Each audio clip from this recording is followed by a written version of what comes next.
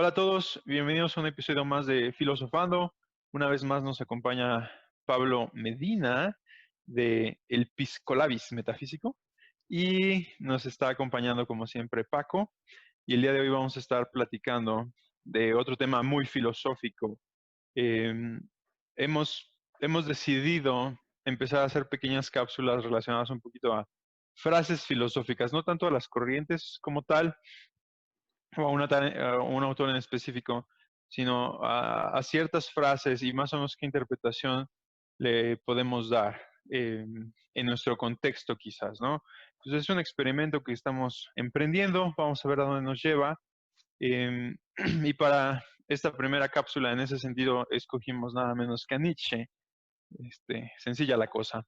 Y bueno, hay una frase, Pablo, no sé qué tan conocida, creo que probablemente sí de las más conocidas de Nietzsche, aunque no la más famosa. De esa estaremos hablando en el siguiente episodio. Pero una de las frases más famosas de Nietzsche dice algo así, estoy parafraseando. em, si miras demasiado tiempo al abismo, el abismo mira dentro de ti, ¿no? Más o menos dentro de esas líneas. Quizás tú ahorita me puedas corregir y decirla mejor que yo, pero bueno, la intención es saber ¿qué podemos interpretar? ¿Realmente de qué nos está hablando Nietzsche en ese momento? Porque es una frase un poquito oscura, ¿no? Sí, así es, oscura como casi todo Nietzsche es increíblemente difícil de interpretar. Esta frase va acompañada son dos advertencias, de hecho. La primera es, ten cuidado porque aquel que batalla contra monstruos debe cuidarse de no también convertirse en un monstruo. Y si miras demasiado tiempo en el abismo comienza a mirarte también. Esta frase, según yo, aparece varias veces en Nietzsche, pero eh, este fraseo particular aparece en Más allá del bien y el mal. Ujú. Más allá del bien y el mal forma parte de aquella filosofía en cierta medida negativa de Nietzsche. Nietzsche lo podemos dividir en dos filosofías. Tiene una propuesta negativa donde pretende destruir todos los supuestos fundamentos morales de Occidente y al mismo tiempo tiene una filosofía afirmativa. Su filosofía afirmativa es justamente donde surge la idea del Übermensch, es decir, construir un nuevo juego de valores, construir una nueva percepción sobre el mundo.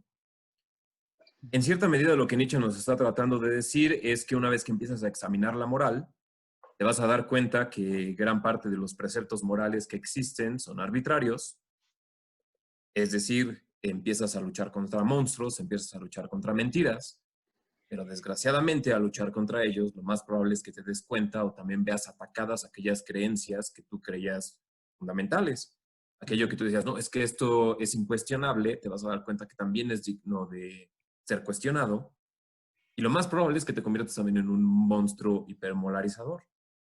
La cuestión del abismo va en este sentido, que mientras más empiezas a examinar y a cuestionar la verdad, más te das cuenta que es fácil de destruir cualquier verdad, inclusive aquellas que consideras máximas, como por ejemplo la ciencia siempre está bien, o Dios existe, o la compasión es una buena virtud, ¿no? Estas son algunas de las que Nietzsche ataca particularmente. Y la desgracia, no la desgracia, sino el fenómeno del abismo esencialmente es esto, es que en el momento en el que empiezas a cuestionar la moral que existe a tu alrededor, te vas a ver también cuestionando de una manera interminable aquello que consideras más íntimo de ti mismo. Y ahí es cuando uno se ve consumido por el abismo. ¿Sí? Ujú. El abismo en cierta medida es este peligro del nihilismo. Ujú. Muchos consideran que Nietzsche es un filósofo nihilista, pero de hecho esto es un gran error. Nietzsche es uno de los más grandes antinihilistas. De hecho, Nietzsche identifica el nihilismo inevitable de su época cuando tras la crisis del siglo XIX el hombre occidental ya no tiene la capacidad de creer en nada verdaderamente. De ahí surge la más incendiaria de todas sus frases, que es Dios ha muerto. Eso, Marta. Ujú. Y eh, entonces, ¿qué es lo que tiene que hacer el hombre? Tiene que luchar en contra del abismo, tiene que luchar en contra de la nada. Y el problema es ese, es que una vez que uno empieza a cuestionar la verdad de las cosas, siempre existe el riesgo de que uno se vea envuelto en el abismo o en el nihilismo. Claro.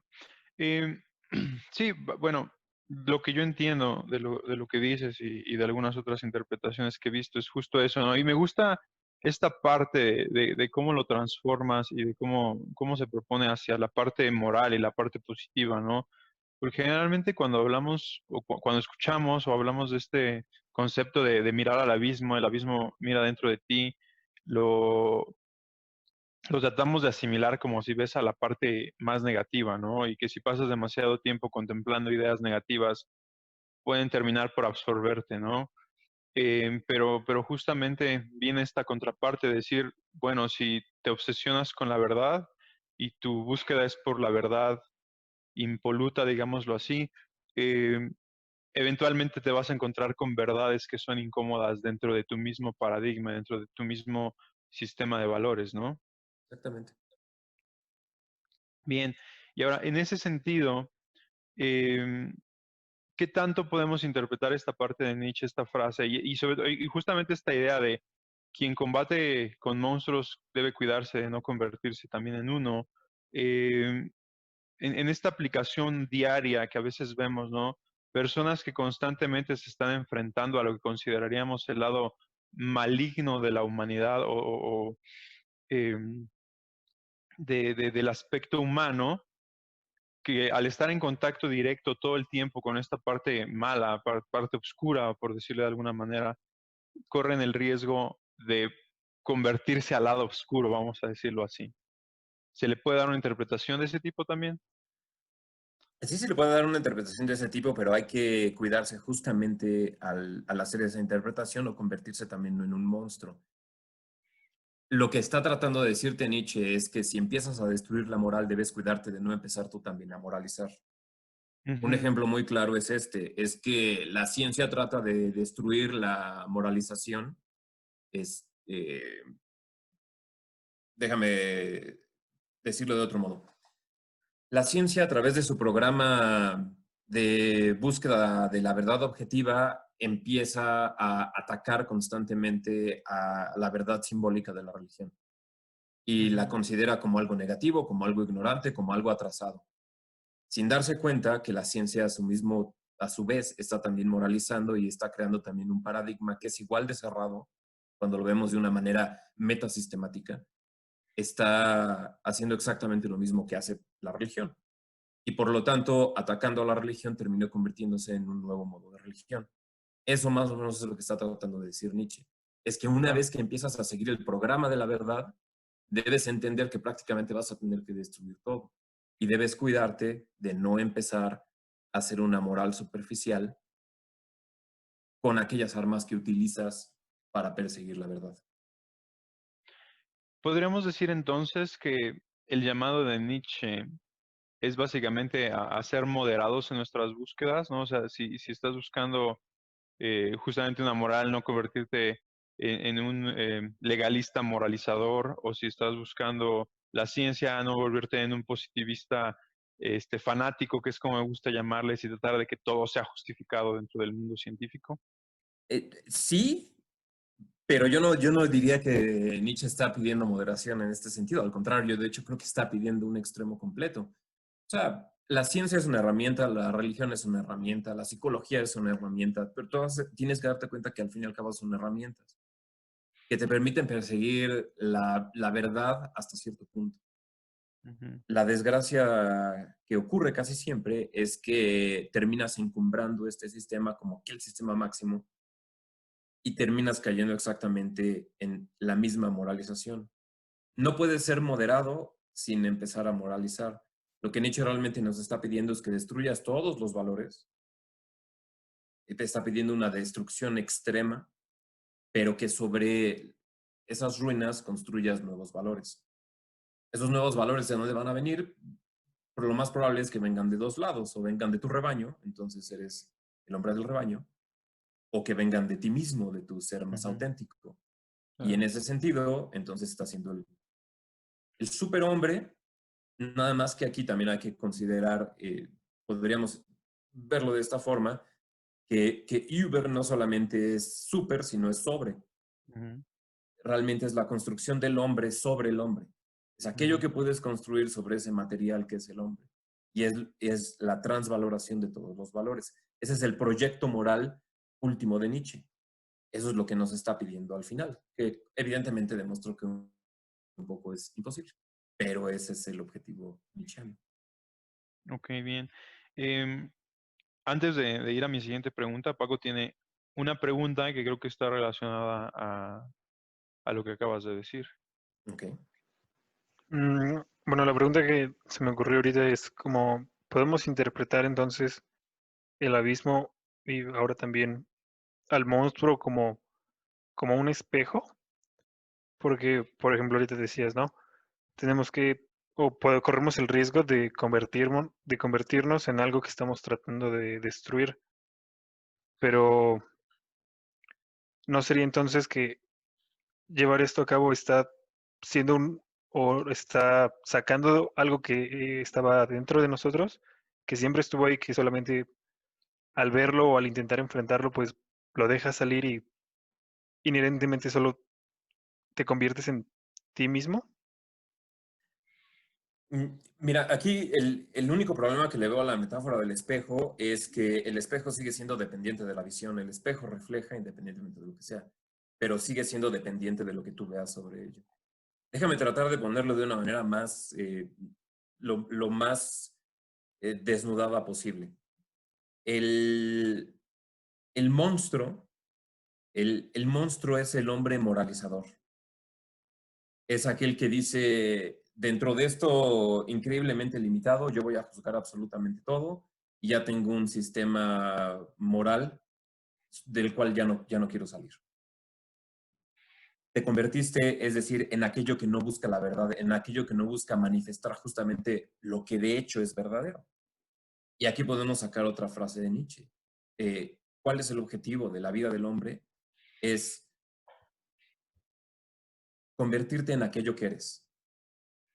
Nietzsche en cierta medida nos está pidiendo autenticidad extrema, pero no en ese sentido cursi de sé tú mismo, que es el servicio más ridículo al ego, el narcisismo más sonso que puede existir, ¿sí? Y el abismo es el nihilismo.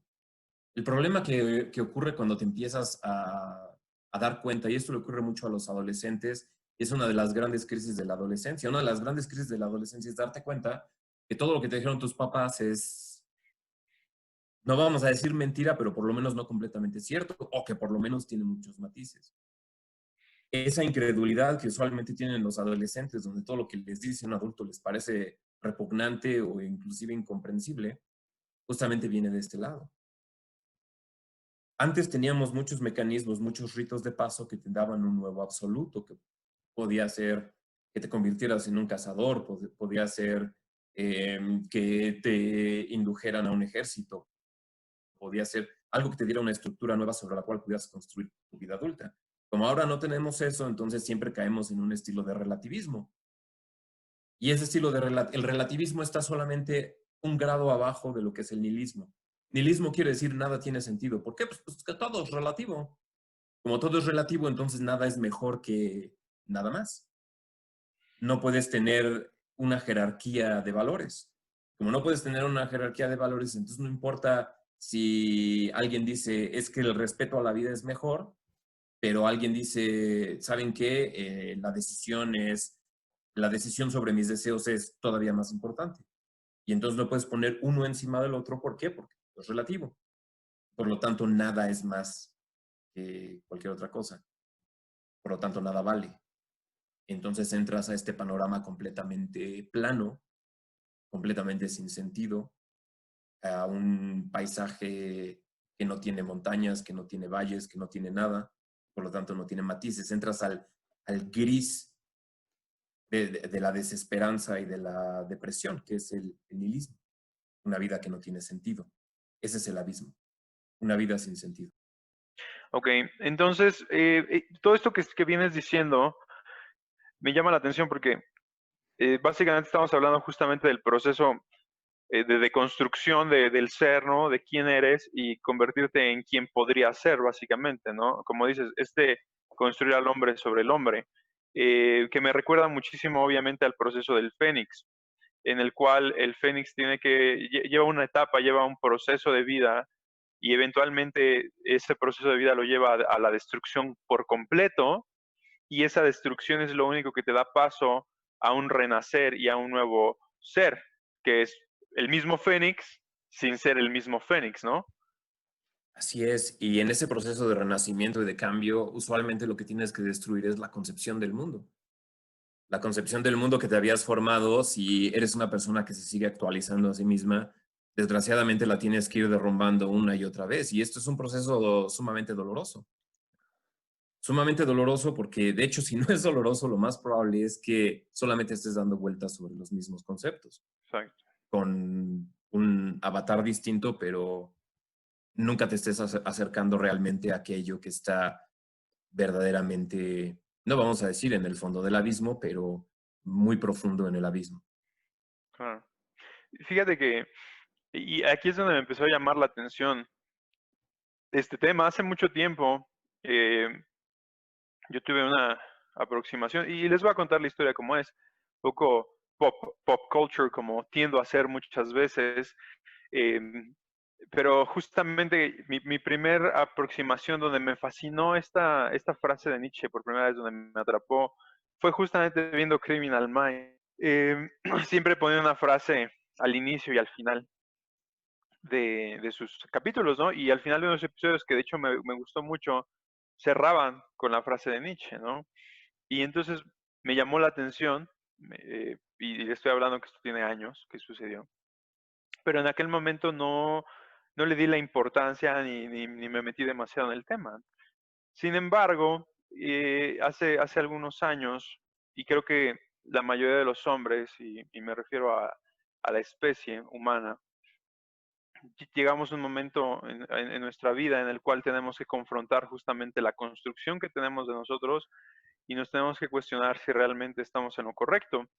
Y generalmente la respuesta más honesta es que no, que estamos plagados de errores y que tenemos que cambiar, ¿no? Y como decías, es un proceso muy doloroso. Hay quienes apelan siempre a este ejemplo del águila, ¿no? Que dicen que tiene que subir a su nido y tiene que desprenderse de su pico y de sus garras para que Justo le eso iba a crezcan unas decir. nuevas, ¿no? Eh, y entonces llegó ese momento en mi vida donde, donde me tuve que cuestionar todo lo que estaba haciendo, todo lo que pensaba y todo lo que creía. Y a partir de ahí comenzar un proceso, pues, como le llaman, de deconstrucción, ¿no? Y de cuestionamientos de dónde estaba y a dónde quería ir. Lo interesante, y es donde me empecé a cuestionar algunas cosas y donde reconsideré esta frase de Nietzsche, es que creo que en esta etapa de nuestra vida muchas veces tenemos que confrontar no solo lo que creemos bueno, sino que realmente tenemos que afrontar lo malo. Y es cuando nuestros demonios internos se presentan, ¿no? Cuando nuestra oscuridad eh, no evidente puede manifestarse, ¿no? Y siento que todos en ese momento tenemos que tomar la decisión de si queremos, creo que son tres caminos, muchas veces se piensa que son dos, pero creo que son tres. Si queremos seguir siendo quienes somos, que normalmente me parece el camino más mediocre, porque entonces no hay ningún tipo de cambio, como decías, es seguir en el mismo laberinto, dando vueltas en el mismo camino. O número dos, aspirar al mejor ser, a mejorarnos de lo que somos y tratar de alcanzar quienes podremos ser. O simplemente abrazar ese lado oscuro de nuestra existencia y perseguirlo, ¿no? Que muchas veces se presenta como la opción más atractiva. Y justamente me llama la atención lo que dices acerca de la adolescencia, porque justamente en esta construcción de la personalidad que enfrentamos, es un momento clave y, por ejemplo, en el caso de índices de criminalidad es interesante ver que es a partir de la adolescencia que mucha gente decide seguir ese camino. Hay mucho más implicaciones que solo esta, pero es interesante también resaltarlo, ¿no? Entonces, básicamente el punto al que quiero llegar es que creo que hay un momento en el que en nuestra vida y en nuestro proceso de conocimiento y de construcción personal, tenemos que llegar y mirar a nuestra oscuridad o a la oscuridad que hay alrededor de nosotros y por ende también dentro de nosotros y verla fijamente y decidir si queremos ser absorbida por ella o si queremos aspirar entonces mejor a, al lado luminoso, por decirlo de alguna manera, y comenzar un nuevo camino de mejora, ¿no? No sé si divagué demasiado. Pero creo que, o sea, independientemente de la divagación, creo que aquí hay una distinción bien importante. O sea, creo que tenemos que cuidar el modo en el que conducimos esta discusión porque estás diciendo aspirar a lo mejor, aspirar hacia lo luminoso, etcétera. Y creo que de hecho es ya caer en, en aquellos valores o en aquellas calificaciones que justamente este tipo de frases y este tipo de filósofos están tratando de evitar. ¿Qué es lo mejor? ¿Qué es a lo que vas a aspirar? ¿Por qué decir que lo oscuro es malo y que lo luminoso es bueno? Eso es justamente es el tipo de lenguaje que debemos evitar, porque si no vamos a caer justamente en la típica moralización judio-cristiana. Y lo que está tratando de hacer toda esta discusión, especialmente a través de estas frases, es justamente ir un poco más allá de esa valorización típica, especialmente en el aspecto moral. Desde el punto de vista personal, creo que la adolescencia es un ejemplo muy claro con el cual todos nos podemos identificar. De todas maneras, creo que el resultado en el 90% de los casos es que simplemente adoptamos un sistema nuevo de valores, pero ese sistema de valores nuevo no necesariamente es el más profundo. Y en vez de decir bueno, quiero cambiar el sustantivo a profundo como aquello que está más cerca de la verdad. Y la verdad no siempre es placentera. De hecho, la mayoría de las veces es terrible. En la Gaya Ciencia, Nietzsche también lo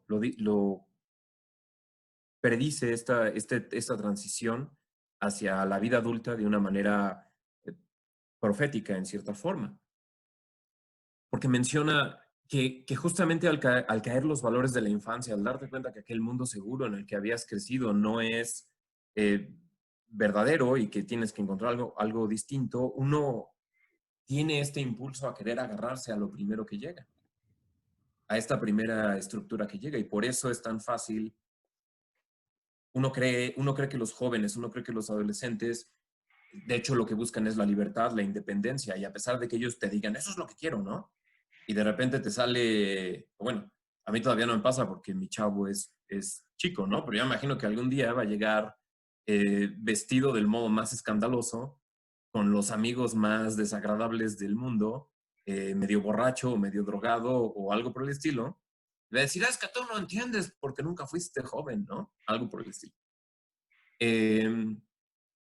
La desgracia es que el ser en caída, el ser que se encuentra rodeado del abismo, se agarra a cualquier cosa, se agarra a lo primero que encuentra.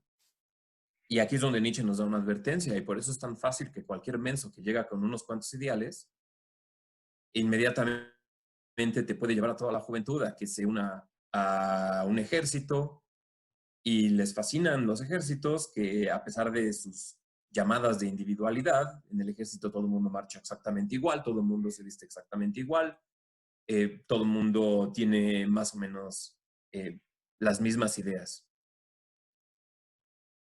Y, y por eso es tan fácil corromper a la juventud, en cierta medida. Y es porque justamente la juventud se encuentra en este tipo de caída libre, donde su sistema de valores se ha derrumbado.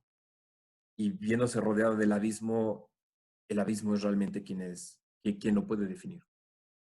Cualquier ideología que le des a un joven va a encontrar campo más fértil que si se la das a alguien que ya tuvo un poco más de experiencia y ya es un poco más cínico, un poco más incrédulo. Ujú. No sé si igual ya divagué demasiado o tiene sentido esta distinción. No, ahora, en todo lo que vienes diciendo, y justamente es a donde quería llegar y lo ponías bien, lo decías bien, ¿no? Como en nuestra moral, en nuestra percepción occidental de las cosas, aunque pienso que es casi universal, pero vamos a ponerlo en términos occidentales para no resbalarnos, eh, tendemos a dividir la percepción de lo que hay como lo bueno y lo malo, ¿no? Y es justamente lo que pasaba en el ejemplo que yo daba ahorita. Decir, ok, entonces llegué en este momento, en esta catarsis de mi vida, y entonces tuve que decidir entre la sombra y la luz, ¿no? Y entonces, como bien lo dices, caemos en el riesgo de decir, bueno, qué es sombra y qué es luz, qué lo determina y en qué está fundamentado. Y entonces tenemos que hacer todo un análisis, toda una introspección de dónde nace nuestro sistema de valores, de dónde nace nuestra ética y nuestra moral. Em, y durante un tiempo batallé con este concepto, ¿no? De decir, pues yo quiero seguir lo que desde mi perspectiva sería lo correcto, ¿no? Y entonces tratamos de marginalizar lo que vemos como la sombra, lo que vemos como la oscuridad. Y entonces también viene este otro concepto de Nietzsche, en el cual dice que la moral, en muchos casos, y sobre todo en su contexto, y creo que estoy de acuerdo con él, incluso en nuestro contexto, la moral es cobardía la mayor parte de las veces. No es que no hagas algo porque esté mal, es porque te sientes desprotegido al hacerlo, por decirlo de alguna manera, ¿no? Y entonces viene esta idea de que los hombres débiles no pueden ser buenos, sino que un hombre bueno realmente debe ser capaz de maldad, ¿no? De caos, por decirlo de alguna manera. Sé que por ahí tú vas a encontrar la forma de plantearlo de una mejor manera, pero viene también esta idea de que si no eres capaz por ejemplo, si no eres capaz de violencia, no te puedes llamar a ti mismo pacífico. Y entonces viene esta idea de Nietzsche que dice, muchos hombres disfrazan su cobardía de moralidad, porque Sí, simplemente no se animan a hacer las cosas. Y muchos hombres disfrazan su pacifismo, o más bien disfrazan su cobardía de pacifismo. Yo soy pacífico porque realmente sé que finalmente soy incapaz de violencia. Y entonces claro. el único hombre que realmente es pacífico es aquel que es capaz de violencia, pero que en una eh, acción consciente, en una decisión consciente, opta por no usar esa violencia. Sí es, o sea, sí tiene sentido lo que dices, Arthur, y creo que tienes razón, porque aquí Nietzsche siempre trata de hacer una distinción de cuál es la función de la moral. Y la función de la moral, en cierta medida, es el mecanismo de supervivencia del rebaño. Eh, y justamente viene en una inversión de cómo calificamos los valores. Decir que eres muy compasivo, más bien dicho, si eres un cobarde, lo volteas y dices, no, es que soy muy compasivo. Si no estás dispuesto a matar, en vez de que te digan cobarde, dices, no, no, no, lo que pasa es que soy muy compasivo. Si no estás dispuesto a, vamos a poner un ejemplo quizás un poco más moderno, tú tienes una ambición y si no estás dispuesto a llevar esa ambición, dices, no, no, no, es que yo soy responsable, ¿no? Porque es un sueño guajiro. O sea, la moral siempre encuentra la manera de voltear los valores para que parezcas una persona moral en vez de que parezcas una persona débil y cobarde. En cambio, aquellas personas fuertes son las que tienen la capacidad de imponer su voluntad. Son aquellos que trascienden un poco la moral. Un poco son aquellos que dicen yo hago lo que es necesario para imponer mi voluntad. Más o menos lo que Nietzsche está tratando de quitarnos es la ilusión de que la moral es un universal. Esa es un poco la idea, ¿no? Ahora, creo que estás hablando un poco de la sombra, pero creo que necesitamos igual encontrar una metáfora correcta, porque es muy fácil hacer aquí equivalencias falsas, como decir, ah, claro, abismo es igual a sombra, ah, claro, luminosidad es igual a moral, y no va por ahí. La sombra, en el sentido junguiano, y creo que es a donde quería llegar, la sombra es aquella parte de nuestra conciencia, o más bien dicho, no de nuestra conciencia, es aquella parte de nuestra personalidad, de nuestro ser, que escapa a la conciencia. ¿Sí? Si lo vemos de alguna manera, imagina a tu personalidad como un cuerpo sólido. Y todo aquello que puedes ver es el ego, es el yo, y todo aquello que se proyecta como una sombra, eso es la sombra. Pero finalmente, ¿cuál es la fuente de luz? La fuente de luz es la moral. ¿Sí? La moral de tu cultura es lo que en cierta medida te dice en qué dirección y en qué longitud o de qué tamaño va a ser esa sombra. ¿Me explico? Ujú.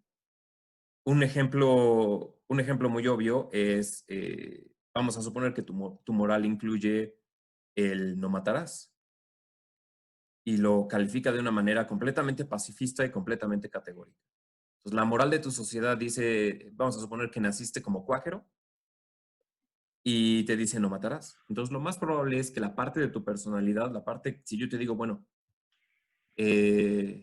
ahora Paco es Quaker, ¿no? Oye, Paco, ¿estarías dispuesto a matar a alguien que me cae mal porque escucha música chafa y también te choca la música que escucha? Nunca dirías, pues déjalo pienso, dirías un categórico no, ¿sí? Y sin embargo, la capacidad de tomar la decisión de matar estaría escondida en la sombra. ¿Me explico? Ujú. Poniéndolo, por ejemplo, al revés, Sí, digamos en este caso funciona igual, ¿no? Pero ahora la luz moral te dice matarás. así es. La sombra sería no querer matar o ser piadoso. Efectivamente, y eso es lo que ocurre, por ejemplo, en las morales durante los tiempos de guerra. Y podemos tomar el ejemplo súper extremo, ahora que he estado reescuchando los podcasts que te recomendé de Hardcore History. Estaba escuchando el de Supernova in the East, que habla sobre el ethos guerrero de los japoneses durante la Segunda Guerra Mundial, donde matar estaba perfectamente calificado moralmente. De hecho, no matar era, por así decir, la prohibición, por lo menos en una circunstancia de batalla. Y un Y acto si de tú, cobardía.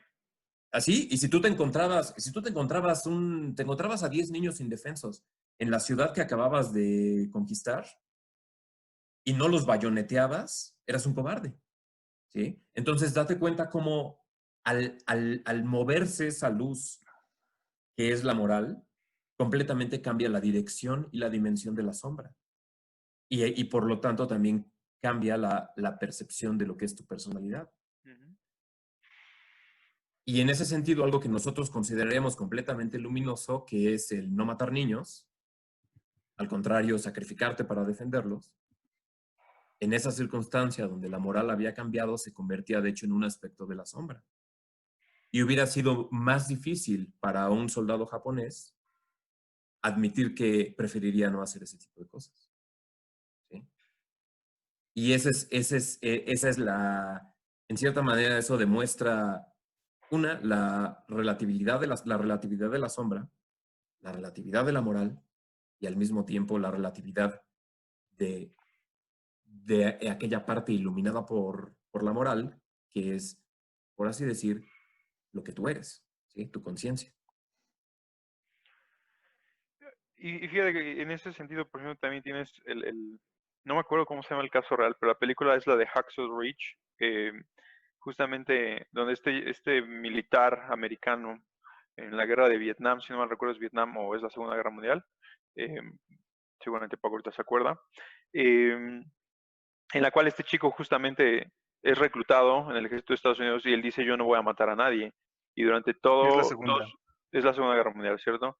Y durante todos sus servicios se niega a cargar un rifle y durante todos sus servicios se niega a matar a alguien, ¿no?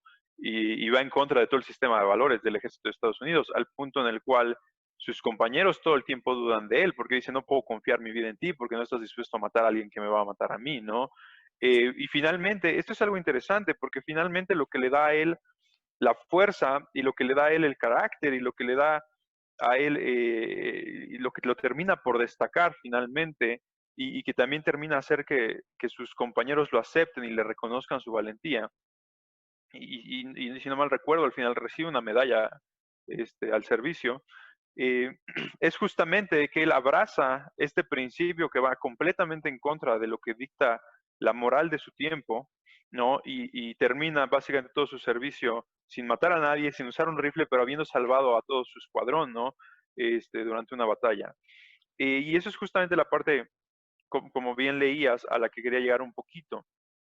Porque tienes razón, finalmente en el punto medular de ambos análisis, del abismo de Nietzsche y la sombra de Jung, realmente no hay esa compatibilidad, ser una falsa compatibilidad.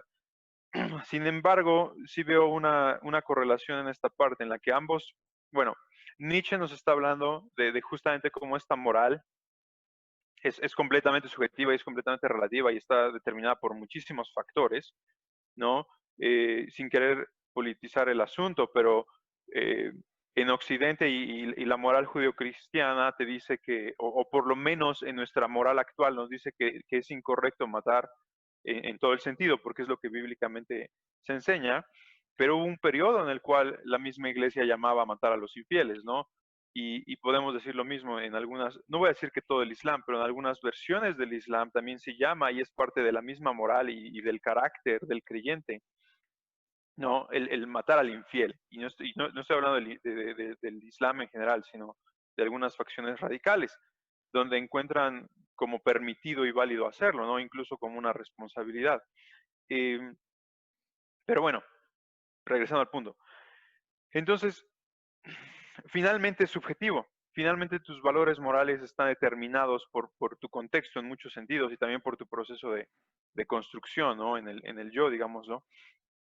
Pero finalmente lo que nos da eh, la parte interesante de esta sombra y la parte interesante de este abismo es que tienes que llegar a darte cuenta de esta relatividad y en el caso de la sombra específicamente, resulta muy interesante cómo realmente la incorporación de ambos lados, por no llamar bueno y malo, sino ambos lados, es lo que termina por darte, por dar ese proceso del fénix, ¿no? Del que hablábamos antes, de esta nueva construcción, de esta nueva etapa, ¿no?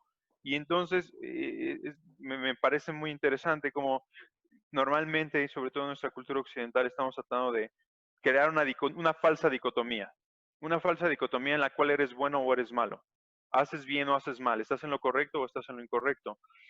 Cuando creo que el balance lo encontramos un poco simbolizado justamente en esta idea oriental del yin y el yang, ¿no? En el cual tienes contrapuestos lo blanco y lo oscuro, pero dentro de cada uno de ambos lados siempre tienes un elemento del otro. Y creo que la incorporación de la sombra nos da esa fuerza moral hasta cierto punto, ¿no? Y regresando a la idea de Nietzsche, que la moralidad muchas veces se disfraz de la cobardía. Como decías, cuando un hombre a través de, que dice, ok, yo entiendo las reglas, pero puedo llegar a romperlas y no lo hago porque es mi decisión, ese hombre, creo yo, que ha incorporado esa sombra, o sea, entiende esa capacidad que él tiene de ir en contra de la moral establecida, pero no lo va a hacer porque desde su perspectiva, desde su propia capacidad, dice no lo hago, y entonces viene un poco esa actitud virtuosa que discutíamos cuando hablábamos de los estoicos. No sé si tiene sentido algo de lo que acabo de decir. Sí Sí tiene tiene sentido. sentido. A mí, bueno, antes de que Pablo conteste, voy también a formular mi pregunta, que creo que en parte se responde con lo que dijo Arturo, pero yo aún así voy a preguntar. Digamos, regresando al ejemplo de este objeto sólido que tiene una luz y una sombra, supongamos que esta luz viene de una linterna, que sería sostenida por alguien, y entonces dependiendo de ese alguien cómo mueva la linterna es cómo se va proyectando la sombra.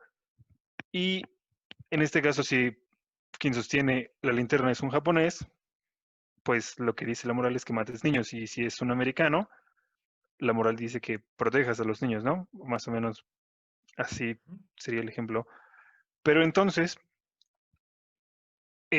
pues en ese mismo sentido, todo el mundo tiene una linterna y todo el mundo apunta a lo que considera que es bueno y por ende se genera la sombra de lo que considera que es malo sobre este objeto sólido que vendría siendo uno mismo. Y bueno, lo que voy es que para alguien lo que hagas siempre va a ser malo. Así como para alguien siempre va a ser bueno. A lo mejor, y poniéndolo en el término del podcast, ¿no? Para alguien que lo escuche, va a decir, wow, esto está súper cool, súper padre, y quiero un episodio más, no me puedo aguantar. Y para otra persona completamente diferente va a decir, esto es basura y pues, no sé ni para qué lo suben o para qué, lo que sea. Entonces, ¿qué se supone que tiene que hacer uno? Si, digamos, tiene las dos luces cruzadas y dos sombras, se supone que no tengo que hacer nada y sentarme ahí sin hacer nada, pensando que todo tiene un sentido, pero que no lo tiene al mismo tiempo. Así O es. ahora mismo tiene que ser como Arturo dice, en donde si tengo la capacidad de combinar ambos, y eso es lo que debo de ser, tener o poder, digamos, usar la luz y la oscuridad al mismo tiempo. Ahí es ahí la cuestión, ¿no? Si todos, si todos pueden juzgar, entonces, ¿qué es lo que tengo que hacer? Sí, creo que has llegado justamente a la raíz del problema. La raíz del problema es precisamente eso, es que todo el mundo puede sostener la lámpara o todo el mundo puede sostener una moral en 1000 formas distintas, con 1000 intensidades distintas y desde 1000 ángulos diferentes. Entonces, el riesgo del nihilismo es este. Tú dices, ¿qué es lo que tengo que hacer? ¿Qué es lo que debería yo hacer? Ese justamente es el problema. El problema es que no hay nada que te dice qué es lo que tienes que hacer. Y por lo tanto, tú tienes que construir desde la base qué es lo que tienes que hacer. El problema de la sombra es que usualmente no querés tenerla, ¿sí? Ese es el problema. Usualmente tú estás tan preocupado viendo la luz que no te das cuenta de la sombra que estás proyectando.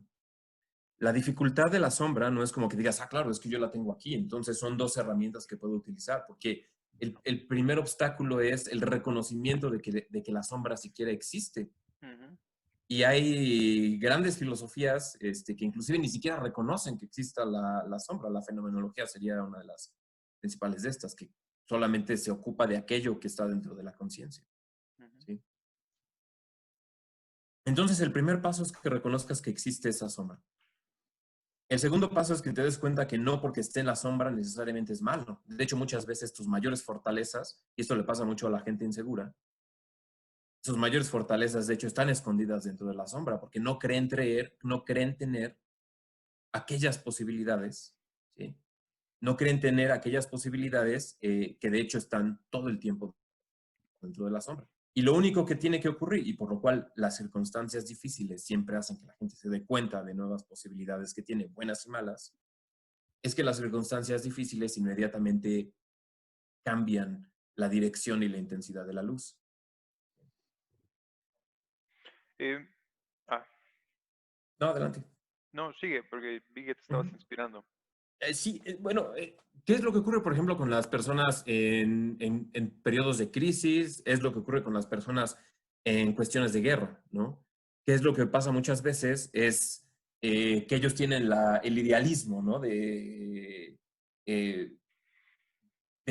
defender a mi país y mi sociedad es la mejor, ¿no? O sea, tienen aquí una linterna enorme y no se dan cuenta que está proyectando una sombra de barbarie completa, ¿no? Eso es lo que ocurre especialmente con las civilizaciones que se creen muy iluminadas. Ujú. Y de repente esa sociedad entra en un conflicto bélico y entonces la guerra echa una moral, una luz completamente distinta. Y mucho de lo que antes se consideraba luminoso ahora está en tinieblas y mucho de lo que se consideraba sombrío ahora está dentro de la luz. Pero acuérdate que esta distinción entre luz y sombra se refiere principalmente a aquello que está dentro y fuera de tu conciencia, dentro y fuera de aquello que define tu ser. Probablemente mientras más morales y más perspectivas tengas, lo más probable es que más de lo que antes estaba en la sombra, ahora sea parte de tu conciencia.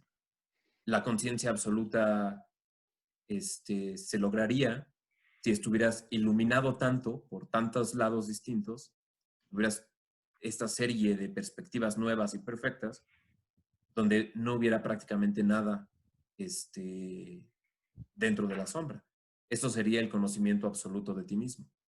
que en términos prácticos es imposible. En términos ideales lo podemos hacer como hipótesis, pero en términos prácticos es completamente imposible. Eh, ¿Y qué es aquello que debes hacer? Lo primero que debes hacer es intenta conocer aquello de tu sombra. Y una vez que lo haces, hay varios caminos. Una es que lo integres, otra es que conscientemente decidas que no, este, que no lo vas a utilizar, por ejemplo, que tu sed de sangre no la vas a utilizar, es decir, que vas a ser virtuoso a través de no usando tu posibilidad de ser violento. Y hay otra posibilidad que es sumamente importante, eh, que es que lo traigas a la luz, que crees una nueva perspectiva moral que te permita traerlo a la luz. Y esto es lo que probablemente se pueda calificar como sublimación. Es decir, que aquello que tú consideras oscuro o que pertenece a tu sombra, lo lleves o lo uses para un objetivo que, vamos a decir, no que consideres bueno, pero que consideres importante.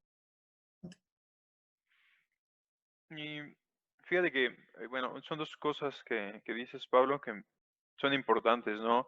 En lo primero que decía Paco, decía, bueno, entonces cada uno tiene su linterna y cada uno refleja su moral a partir de esa luz. Y sí, y ahí es donde creo que parte muchísimo, lo estaremos hablando próximamente, pero básicamente la trascendencia de Dios está muerto, porque justamente Nietzsche nos está hablando de cómo ahora cada quien va a tener que determinar sus propios sistemas de valores y su propia moral, ¿no? Y lo cual se vuelve un problema monumental, ¿no? Y Nietzsche ya veía el problema que el ateísmo iba a traer al mundo en el siguiente siglo y tenía razón, ¿no? Fue un visionario en ese sentido y justamente nos estaba tratando de advertir de ese problema, ¿no? Que al cada uno poder generar su propia moral íbamos a caer en un vacío existencialista eh, bastante grande y creo que hoy lo podemos ver, ¿no? Entonces Nietzsche tenía razón. Y creo que ahí es donde, y lo habíamos platicado tú y yo en algún otro momento, ahí es donde nace la importancia y donde está el gran valor de tener una moral preestablecida. Eh, y finalmente esa es la realidad, ¿no? O sea, por más que digamos, cada uno tiene su moral y cada uno ve las cosas con su propia perspectiva, pero finalmente en el mundo occidental estamos condicionados por una moral judío-cristiana, ¿no? Y entonces cuando hablamos de la sombra, generalmente caemos en esta perspectiva de decir, en nuestra moral social, en esta moral compartida, hay más o menos una set de estándares que tenemos que seguir, con los que tenemos que cumplir y que son impuestos por la sociedad y después autoimpuestos, ¿no? En el decir, bueno, yo aprendí que matar es malo, por lo tanto no voy a matar.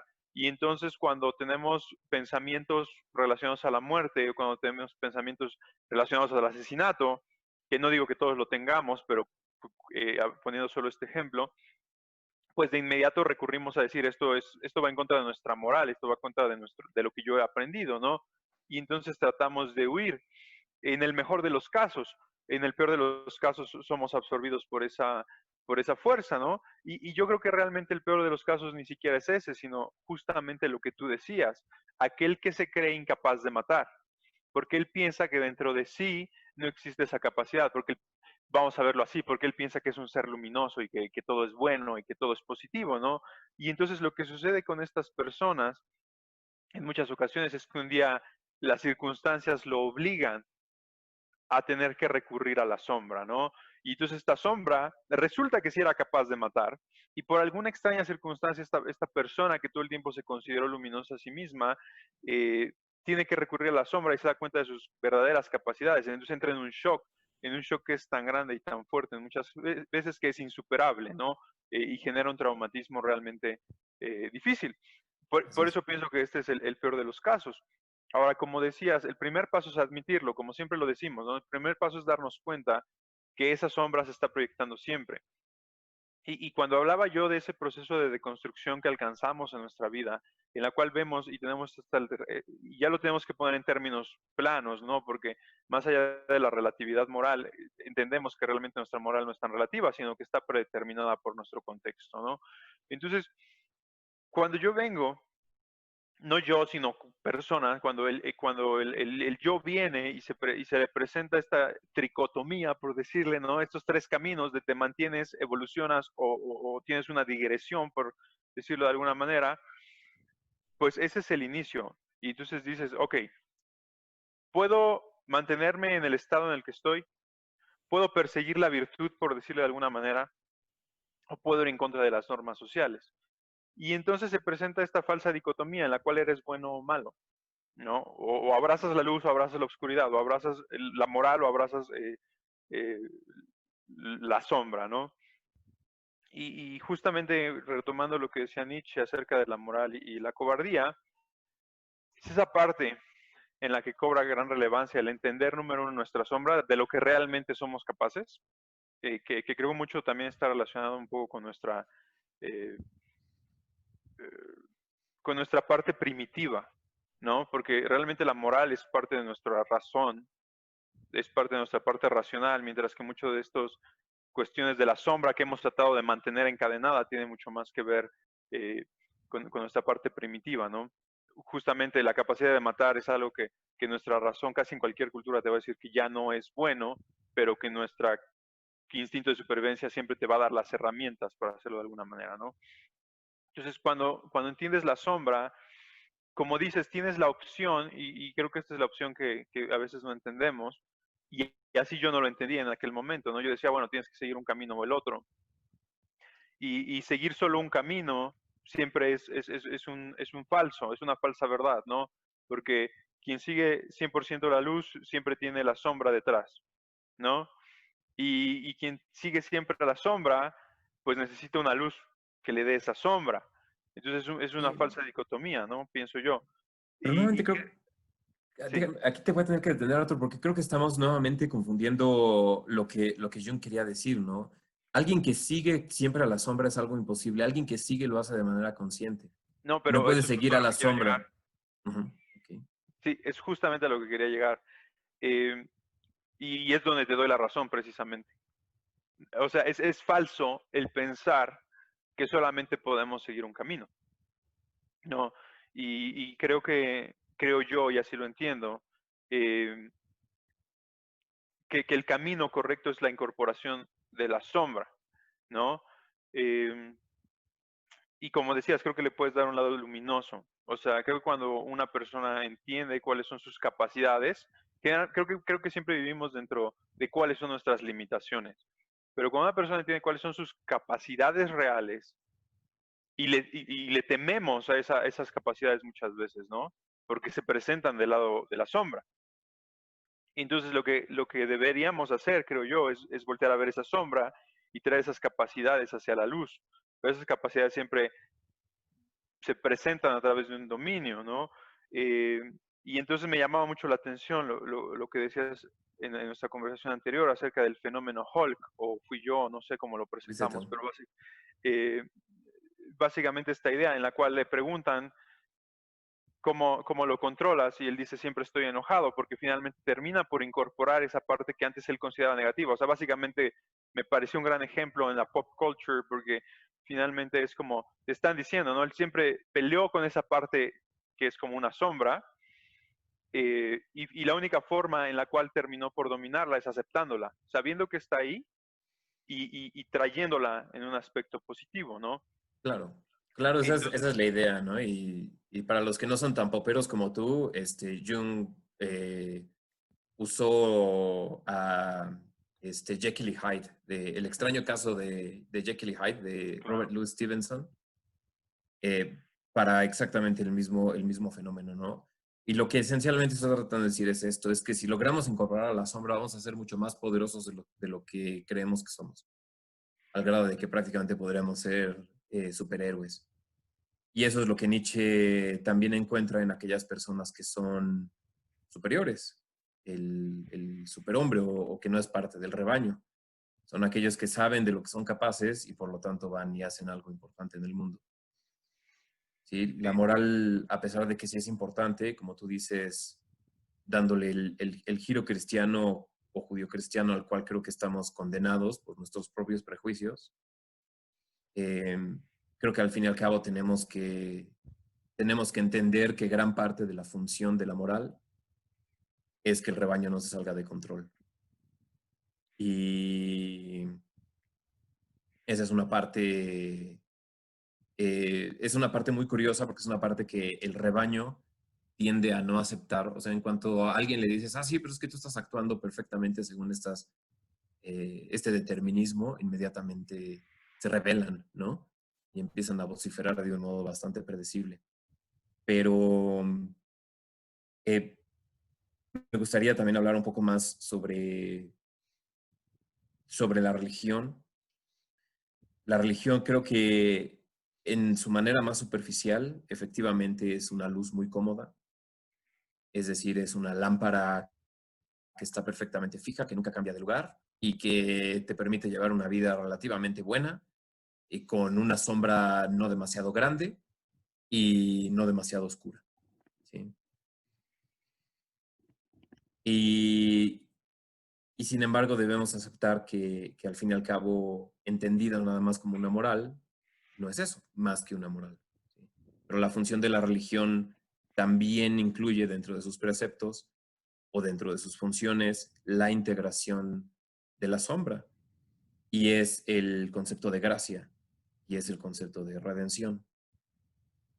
Ahora bien, desde un punto de vista del relativismo moral en el cual nos vemos sumidos, donde tienes aquí al rebaño siempre proclamando su moralidad a través de 2 o 3 principios mal entendidos, mal digeridos, tenemos fenómenos bastante ridículos porque tenemos estas pequeñas morales que curiosamente proyectan sombras increíblemente largas y oscuras. Como puede ser toda esta moral emergente de la política. La moral emergente de la política es de hecho una inversión, o sea, es una moral estúpidamente truculenta. Truculenta en el sentido de que es una quimera, porque la política debería surgir de la ética y no la ética de la política. Ujú. Y cuando tenemos estas morales absurdas de nuestro tiempo, como puede ser desde el socialismo hasta la justicia social, hasta los derechos de los transgéneros, hasta los derechos de la mujer, etcétera. O sea, todas esas cosas que son sabrosas hablando políticamente para reírse o para enojarse, cuando estamos basando una moral en esa orientación política, es algo bien curioso porque son las primeras personas, y dense cuenta cómo ocurre una y otra vez, que el más dispuesto a gritar nazi es el más dispuesto a mandarte al campo de concentración. Lo cual es algo bastante curioso, ¿no? Claro. Y creo que esta discusión y estos conceptos que manejamos en esta ocasión nos permiten entender por qué ocurre una cuestión de ese estilo. Alguien que inmediatamente se pone virtuoso o se dice a sí mismo virtuoso porque tiene 2 o 3 características de una moral mal entendida, especialmente morales que surgen de la política, usualmente tiene las sombras más terribles y son los primeros que en el momento en el que les des la oportunidad van a estar haciendo las cosas más atroces. Claro, y ese es otro tema para tratar justamente eh, en el siguiente tema que vamos a estar platicando, ¿no? A partir del punto de vista, no religioso, pero sí muy de la mano. Ahora, me gustaría un poquito, porque cuando me lo decías, sí me dejas la curiosidad. Estoy de acuerdo contigo, pero me gustaría que eh, desglosaras un poquito más, que terminaras de explayarte en ese punto de que no se puede seguir a la sombra por completo. Claro, no se puede seguir porque de hecho la sombra te empieza a controlar. Son aquellas personas que reducen su conciencia, por ejemplo, al impulso. Ujú. Son aquellas personas que dejan de tener conciencia de sí mismos y entonces de hecho es la sombra quien va dominando. ¿Sí? Exacto.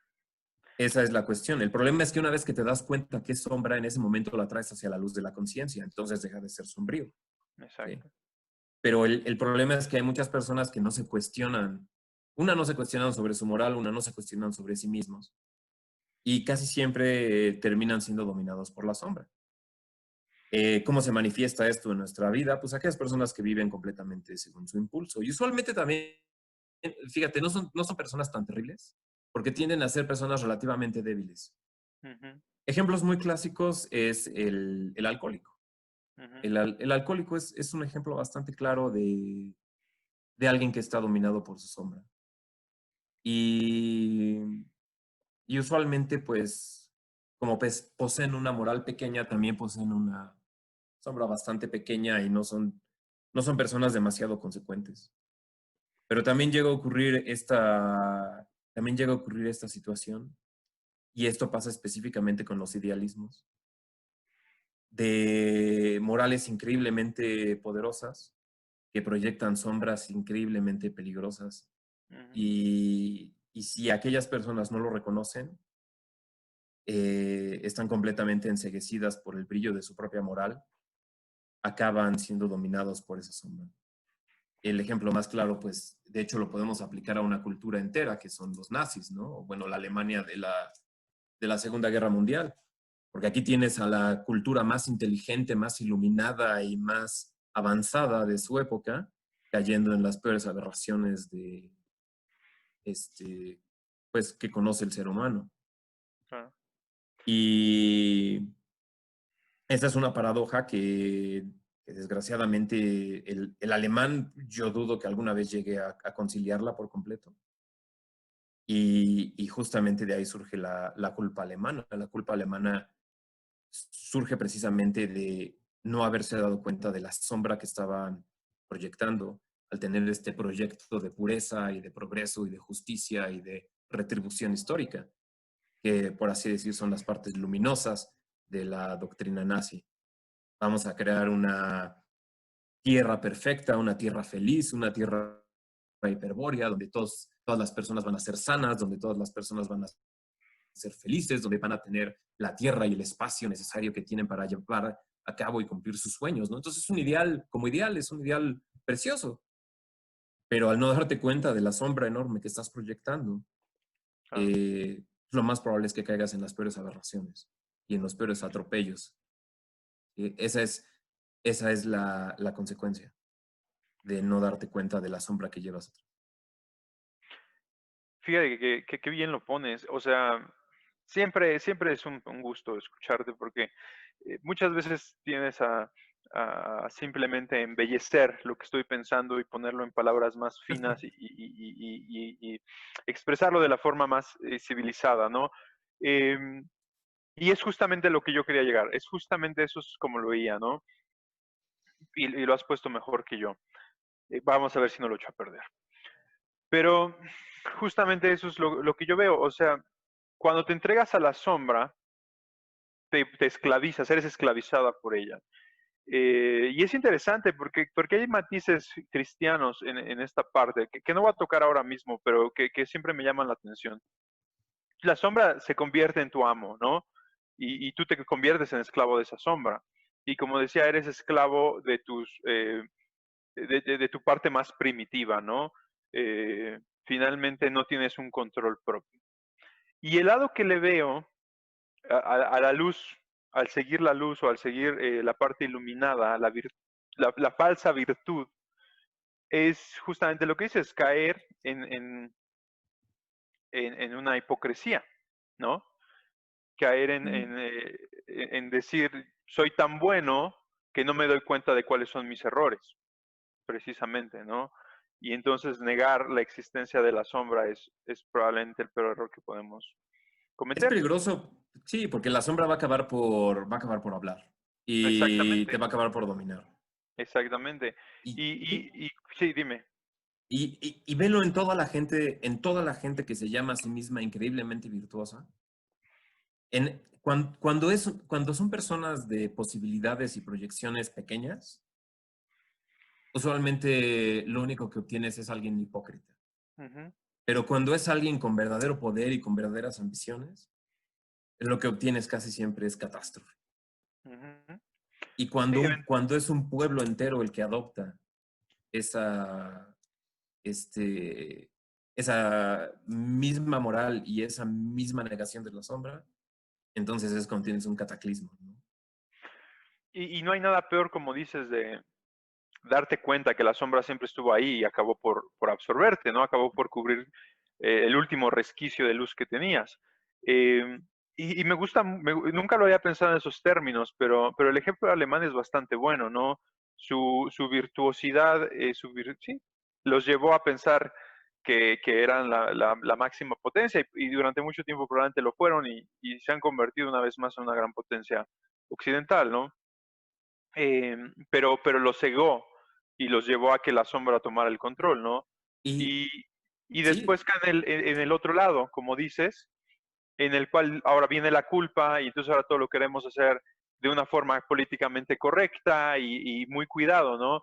Y creo que entonces ahí la gran catarsis que le hace falta, como a muchos nos hace falta a veces, es decir, a ver, tengo que lograr la manera de mediar ambas cosas y entonces reconocer que en aquella parte oscura había algo medianamente positivo y traerlo a la luz sí, y reconocer que hubo un error, pero ahora potencializar lo que puede ser al incorporar esa sombra. Y entonces claro. creo que el fenómeno Hulk del que hablábamos, regresando a ese ejemplo pop, es decir, esa sombra es capaz de una destrucción masiva, ¿no?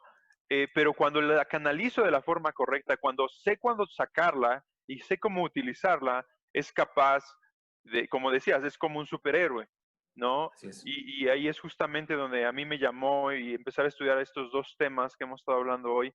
eh, y es como una especie de mind blow, ¿no?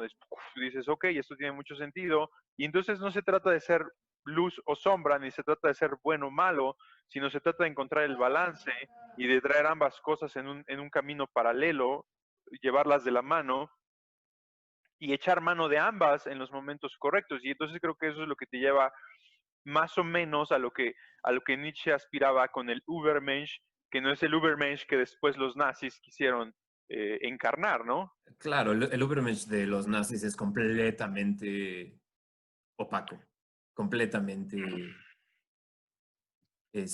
unidireccional. Es una caricatura de lo que Nietzsche quería decir, ¿no?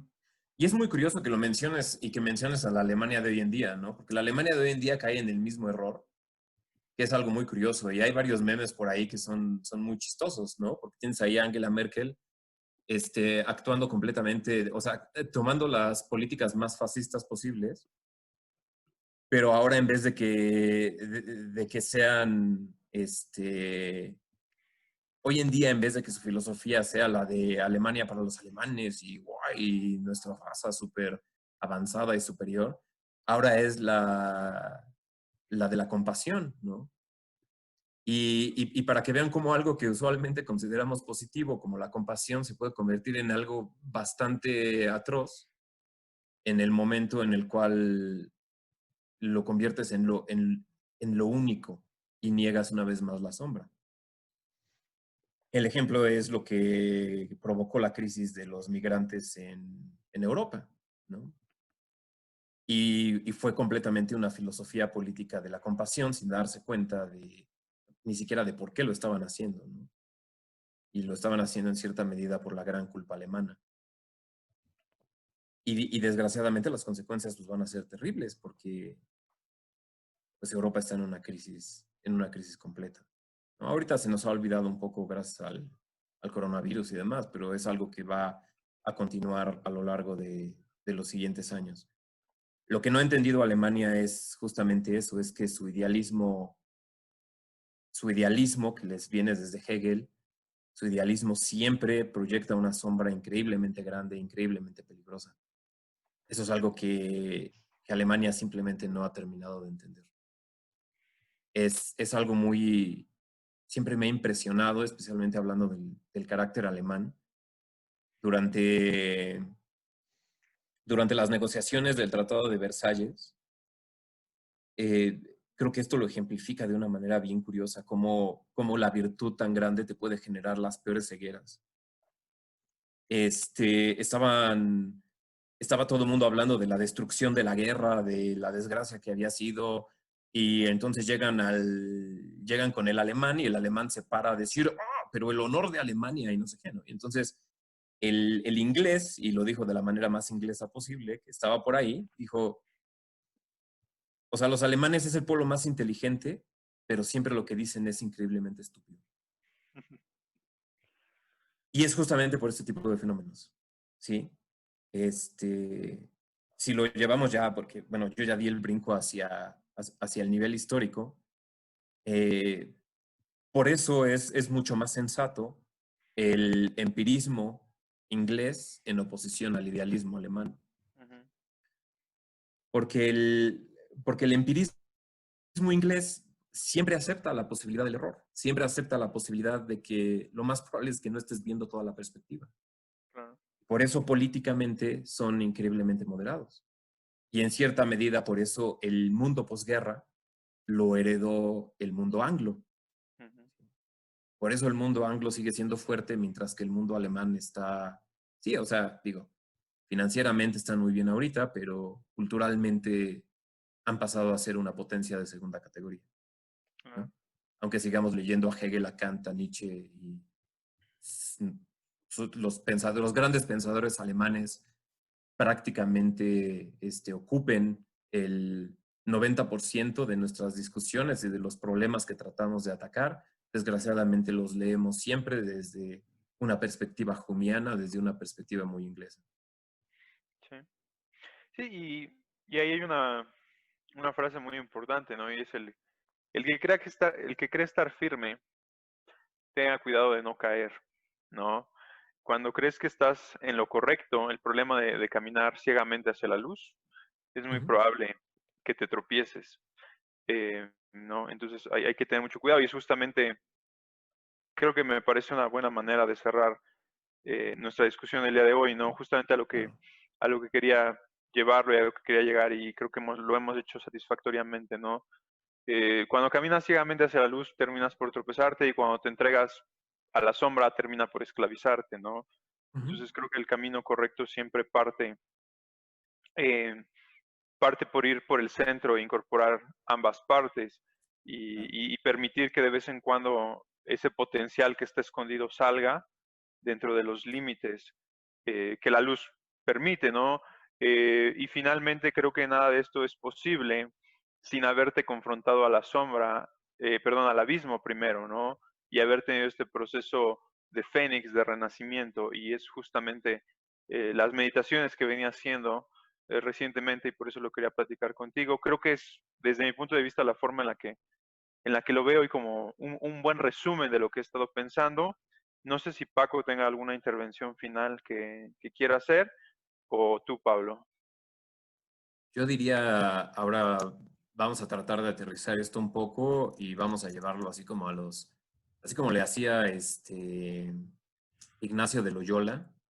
Vamos a proponer nuestros ejercicios espirituales justamente para fomentar el acercamiento hacia la sombra.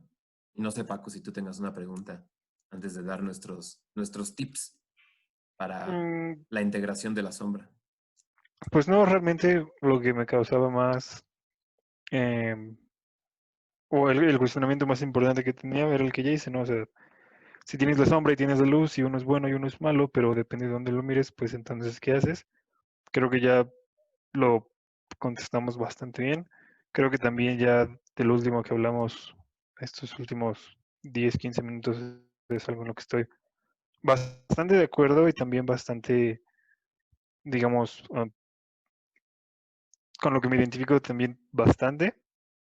Entonces creo que, pues más allá de la propia reflexión de lo que hemos comentado aquí, no tengo nada más que decir. Ok, entonces, ¿cuál es el ejercicio, Pablo? Pues el primero que yo les diría es lean historia. No hay nada peor que la ignorancia de nuestra propia historia. La manera de caer en la peor miopía es no abrir de vez en cuando un buen libro de historia y darse cuenta de las aberraciones que hemos hecho antes y demás, ¿no? Prácticamente la historia un poco la historia sabrosa especialmente es aquella donde la sombra se salió de control. Yo le diría a las personas entren, obviamente creo que el hito histórico que todos nosotros deberíamos saber de pie a pa es la Primera Guerra Mundial. No sé si podamos recomendar algunos libros interesantes sobre la primera. Las dejamos como listas. Si quieren recursos, eh, creo que los más importantes es el canal de YouTube, que es ahorita no me acuerdo, pero es The Great War, donde van semana a semana diciendo qué es lo que pasó, ¿no? Durante la Primera Guerra Mundial, de Ghost Army, creo se llama el grupo. Entonces, sería el primer recurso al cual los llevaría. El segundo serían los podcasts de Dan Carlin, de Blue Pill for Armageddon. Son increíblemente reveladores. ¿Tú, Arthur? Creo que el autoconocimiento y la autoconfrontación son muy importantes.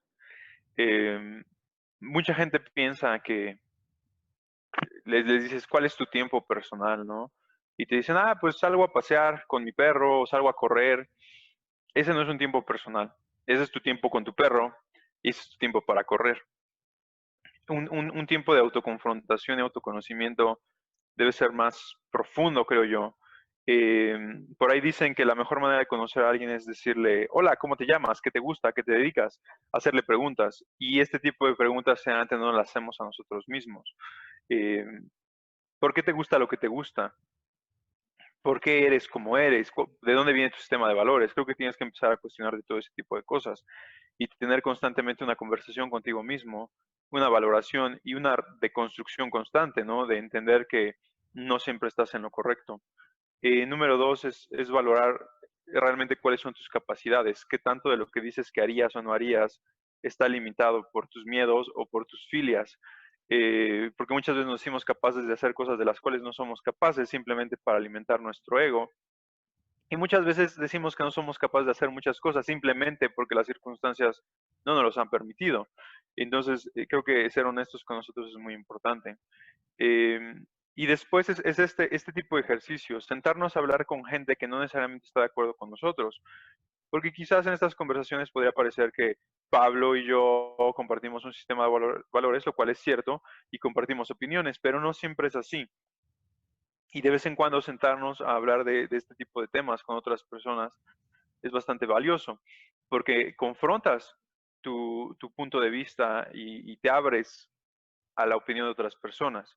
Eh, y eso también deconstruye, ¿no? Entonces creo que ser maleable y ser plástico, tener la plasticidad aún a nuestra avanzada edad es importante porque nunca dejamos de aprender.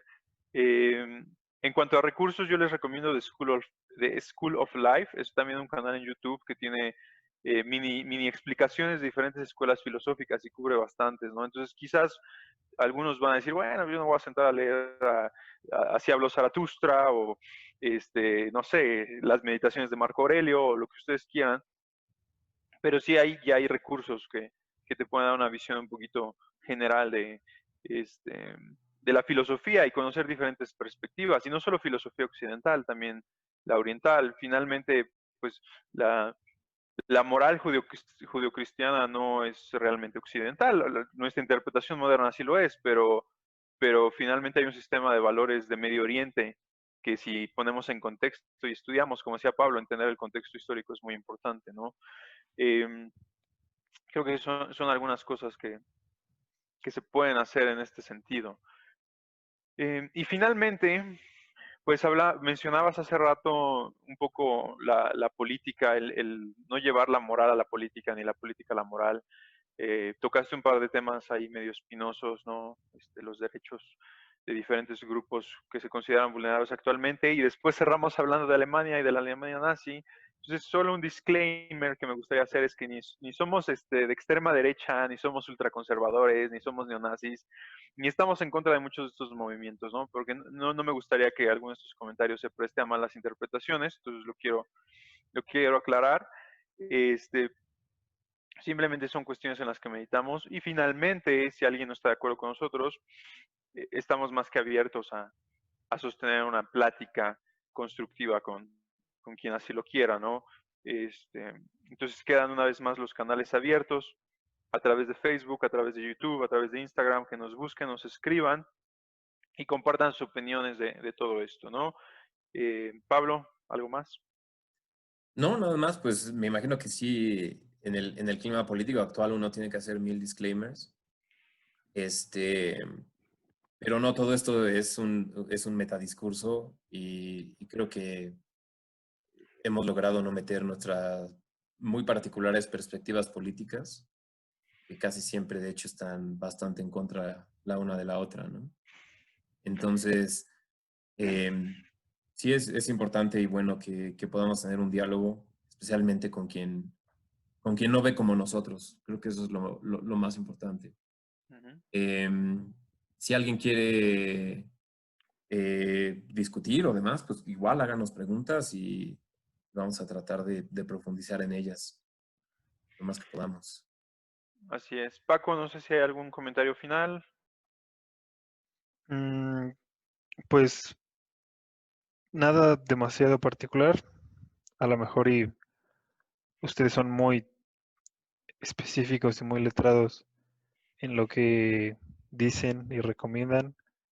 Yo desde una perspectiva un poco más general, un poco más novata en este tema, por así decirlo, pues podría recomendar que pues tienes el internet en, en infinidad de dispositivos y maneras en las que puedes accesar a él, entonces pues úsalo. Busca en Google cosas de las que no sabes, busca en YouTube cosas de las que no sabes y que quieras saber o de las que quieras entender, por supuesto, ¿no? Y utiliza las herramientas para, pues mínimo para entender algo que de lo que no sepas o de lo que no entiendas, si es que te nace y pretendes averiguar más. Muy bien. Y bueno, Pablo, una última cosa, ¿algún medio digital por el cual que quieras promover básicamente, que quieras que te busque la gente que nos No, escucha? la verdad es que ahorita el Piscolabis Metafísico está en un hiato espantoso. Tengo como 2 episodios en YouTube porque dije, ok, si no voy a sacar episodios nuevos ahorita, no voy a estar pagando hosting. Y los tengo en YouTube si alguien quiere escuchar. Fíjense, son 2 episodios bastante interesantes. Tengo uno sobre William Morris, que curiosamente era uno de los personajes más relevantes del Partido Socialista inglés hacia finales del siglo XIX. Este, un gran personaje, si a alguien le interesa saber más sobre William Morris. Puede que muchos digan, bueno, ¿quién será ese cuate? Pero si hay por ahí algún fan de Tolkien o de ¿cómo se llama el de las crónicas de Narnia? Se me fue ahorita. Sí, es Luis. De C.S. Lewis, si hay alguien fanático de la fantasía, pues realmente todo empezó con William Morris. Si les interesa escucharlo y si son grandes medievalistas, como me imagino que muchos de los que practican HIMA en cierta medida deben ser, dense una vuelta por el Piscolabis Metafísico. En YouTube nada más escriban Piscolabis Metafísico y va a salir el canal. Bien, pues lo vamos a poner en los comentarios, bueno, en la descripción del video Gracias. para que lo chequen. Y bueno, mientras el Pisco Labis esté en pausa, Pablo seguirá por acá visitándonos siempre que le sea posible. Ahí tenemos varios temas más de los que estaremos platicando con él. Paco, muchas gracias. Pablo, muchas gracias. Y gracias a ustedes Gracias por a ti. vernos. Nos vemos en el siguiente episodio de Filosofando.